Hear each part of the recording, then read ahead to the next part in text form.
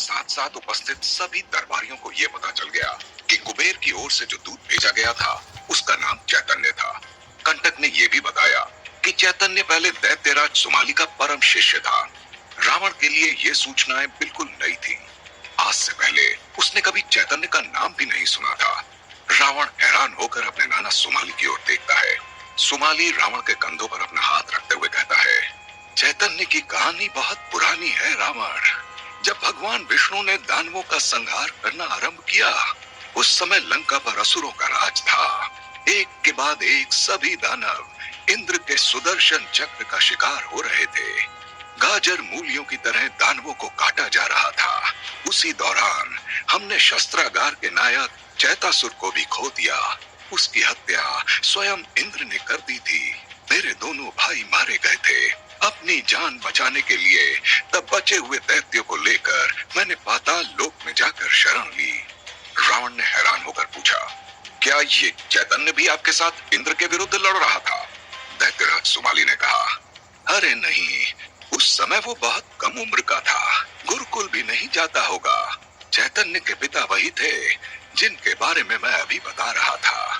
हमारे शस्त्रागार के प्रभारी चैतासुर विष्णु से लड़ते हुए वे वीर गति को प्राप्त हो गए थे।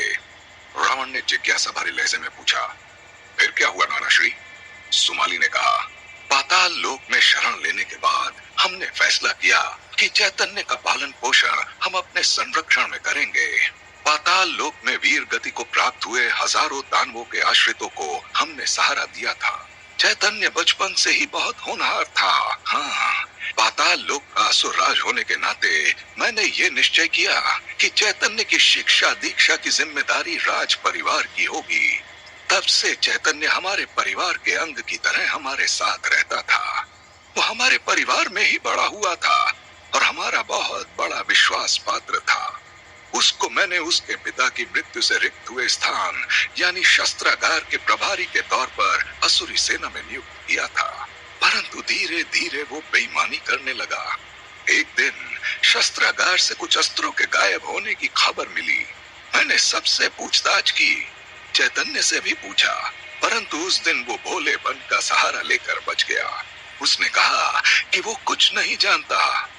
तभी मैंने गुप्तचरों को सावधानी पूर्वक इस बात का पता लगाने के लिए कहा कि शस्त्रागार से आधुनिक अस्त्र कहाँ गायब हो जा रहे हैं।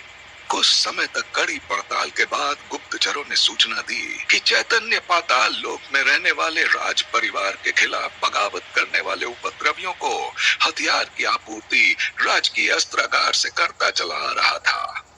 रावण की जिज्ञासा ये जानने की हुई कि आखिर चैतन्य को दैत्यराज सुमाली ने क्या सजा दी थी। उसने नानाश्री से पूछा, उसकी सच्चाई सामने आने के बाद आपने उसको क्या सजा दी थी नानाश्री? इससे पहले कि दैत्यराज सुमाली कुछ बोलते, कंटक ने कहा, सजा ये क्या होती है लंकेश?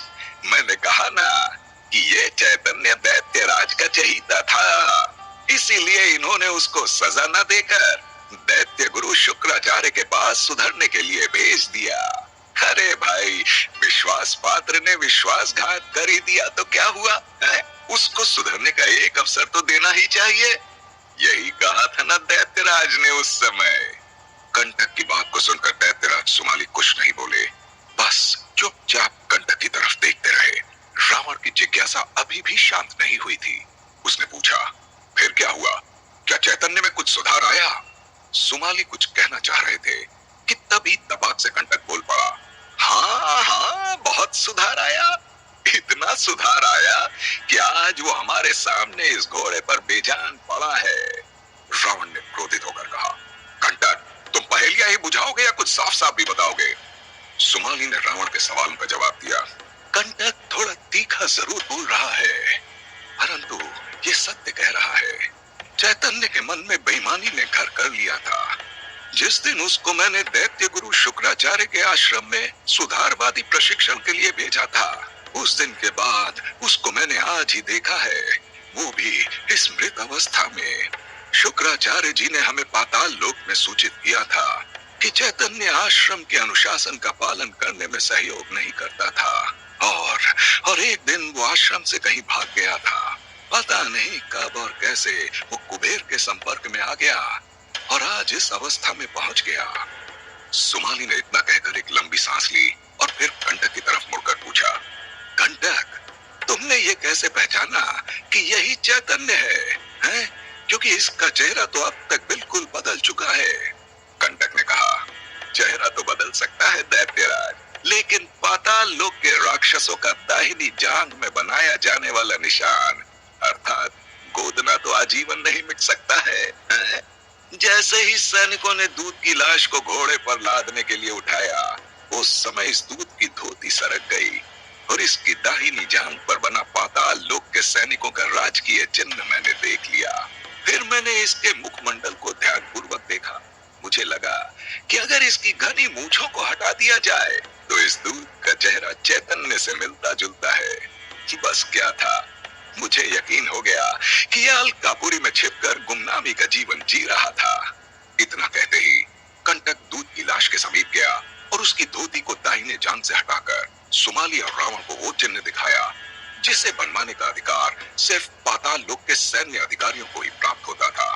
दैत्यराज सुमाली ने कहा, मैं तुम्हारी सूझबूझ से अत्यंत प्रसन्न हुआ कंटक। तुमने आज मेरे जीवन की एक पहेली को ही सुलझा दिया। मैं अक्सर सोचता रहता था कि आखिर कहाँ गया होगा चैतन्य। अब सुमाली ने रावण से कहा, आओ पुत्र, अपने विश्व विजय अभियान का विधिवत शुभारंभ करो।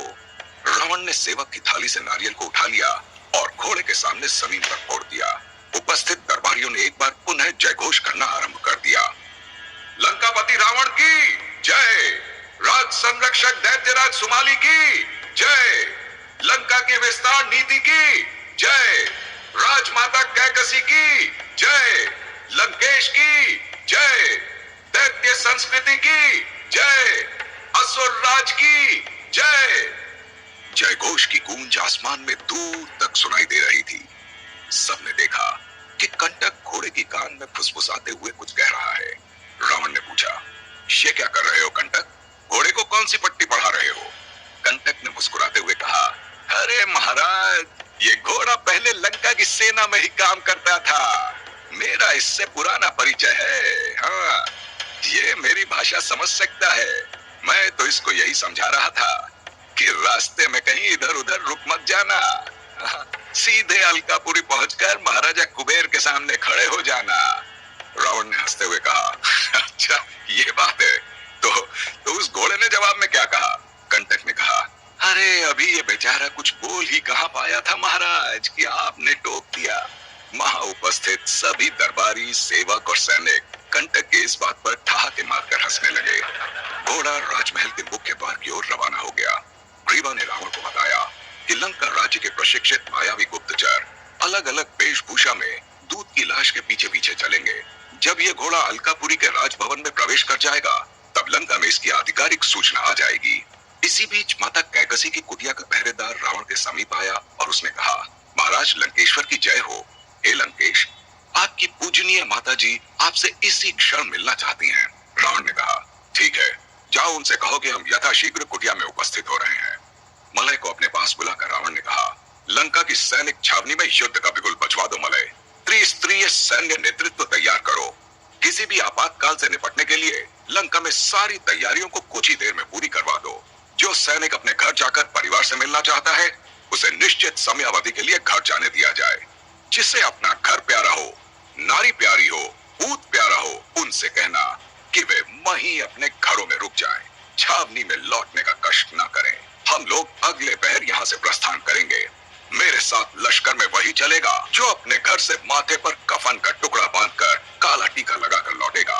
हमारे अलकापुरी पहुंचने तक कुबेर को भी यह इशारा मिल चुका होगा कि उसके संदेश में निहित सलाह को रावण ने अस्वीकार कर दिया है। वो भली भांति जानता है कि रावण की अस्वीकृति का अर्थ है युद्ध। मलय ने कहा, जो आज्ञा लंकापति। मेरे साथ साथ लंका के हर एक असुर सैनिक के रक्त का बूंद बूंद दैत्य संस्कृति की रक्षा के लिए समर्पित है। लंकेश्वर की आज्ञा हमारे लिए ईश्वरीय आदेश होगा। जय लंकेश। रावण अब अपने सभी दरबारियों की ओर मुड़कर बोला, युद्ध में सैन्य अधिकारी और सैनिक ही भाग नहीं लेते हैं। जब युद्ध काल होता है तब दैत्य संस्कृति का हर एक रक्षक सिपाही होता है। मेरी अनुपस्थिति में मेरा अनुज विभीषण लंका के राजकाज का प्रमुख रहेगा।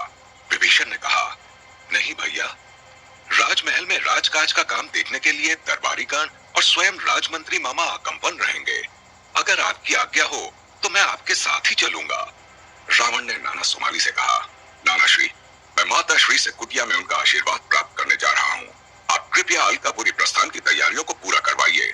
माता श्री का आशीर्वाद मिलते ही हम लंका से कूच करेंगे। कुछ क्षणों के बाद रावण माता की कुटिया में था। उसने कहकसी के पांव छूकर आशीर्वाद लिया और बोला, आपने दरबान से यहाँ उपस्थित होने का संदेश भेजा था माता श्री, कोई विशेष बात? कहकसी ने कहा, हाँ रावण, मैंने गगन भेदी जय घोष सुना था पुत्र। ऐसा तो पहले कभी नहीं हुआ कि पूरा आकाश जयकारों से गूंज रहा हो। कोई विशेष वजह थी क्या? रावण ने कहा, हाँ माता श्री, मैंने कुबेर के विरुद्ध युद्ध की घोषणा कर दी है और अलकापुरी के साथ साथ अब लंका का राज्य विस्तार अभियान भी आरंभ हो रहा है। एक दिन पूरी धरती, आकाश और पाताल में असुर राज कायम होगा। लंका पर विजय के उपरांत अब मेरा परम कर्तव्य तीनों लोकों में महान दैत्य संस्कृति का प्रसार करना है। कहकसी ने कहा, क्या अलकापुरी पर हमला? ये समाचार सुनकर मैं अति प्रसन्न हुई रावण। कुबेर जब लंका से जा रहा था तब भी मुझे इस बात का दुख था कि जो पुष्पक विमान लंका राज्य का गौरव था, उसे सत्ता हस्तांतरण के साथ ही तुम्हारे कब्जे में आना चाहिए था। उस समय तो मैं कुछ नहीं बोली, परंतु अब जब तुमने अलकापुरी पर हमले की घोषणा कर दी है, तब मैं तुमसे कहना चाहती हूँ कि चाहे युद्ध जीतने के बाद तुम पुनः अलकापुरी महा की प्रजा को उपहार स्वरूप वापस दे देना, परंतु पुष्पक विमान को अपने साथ अवश्य ही लंका लेते आना। यही वो पुष्पक विमान है जो कुबेर को अहंकारी बना रहा है। जब ब्रह्मा जी ने सबसे बड़ा वरदान तुम्हें दिया है, तब उनके द्वारा प्रदान किया गया सबसे विशेष वायु वाहन भी तुम्हारा ही होना चाहिए। रावण ने कहा, ऐसा अवश्य ही होगा माता श्री। मैं कुबेर से पुष्पक विमान को प्राप्त करके आपके चरणों में लाकर समर्पित कर दूंगा। मैं आपको ये वचन देता हूँ। कहकसी ने कहा, तुम्हें एक और वचन देना होगा रावण। रावण ने कहा, वो क्या माता श्री? मैं अवगत होते ही अवश्य ही आपको दिया गया दूसरा वचन भी पूर्ण करूंगा। कहकसी ने कहा, वचन दो रावण कि युद्ध में विजयी होने के पश्चात तुम अन्य पराजित राजाओं की भांति कुबेर को युद्ध बंदी बनाकर लंका के कारागार में नहीं रखोगे। रावण ने आश्चर्य से पूछा, परंतु ऐसा क्यों माता श्री? युद्ध का भी अपना विधान होता है। हारने वाले राज्य अध्यक्ष या सेना नायक को युद्ध बंदी बनाने का चलन है। कहकसी ने कहा, चाहे युद्ध का विधान कुछ भी हो, परंतु ये भी सत्य है कि जो रक्त तुम्हारी धमनियों में दौड़ रहा है, वही रक्त कुबेर की धमनियों में भी है। उससे युद्ध बंदी बनाकर तुम अपने पिता के खून का अपमान नहीं कर सकते हो रावण। वचन दो, मुझे वचन दो। रावण ने कहा, ठीक है माता श्री, मैं आपको वचन देता हूँ कि पराजित होने के उपरांत मैं कुबेर को युद्ध बंदी नहीं बनाऊंगा। परंतु कहकसी ने पूछा, परंतु क्या पुत्र? स्पष्ट बोलो। रावण ने कहा, अगर युद्ध भूमि में एक योद्धा की तरह लड़ते लड़ते किसी क्षण ये मोड़ आया कि मेरी तलवार कुबेर की गर्दन पर हो, तो क्या मुझे उसे जीवन दान दे देना चाहिए? कहकसी ने कहा, अगर युद्ध में तुम और कुबेर आमने सामने रहोगे, दोनों के हाथों में तलवार रहेगी, दोनों अपनी अपनी शक्ति के भरोसे रहोगे, उस समय तुम ये मत समझना कि सामने वाला तुम्हारा सौतेला भाई है।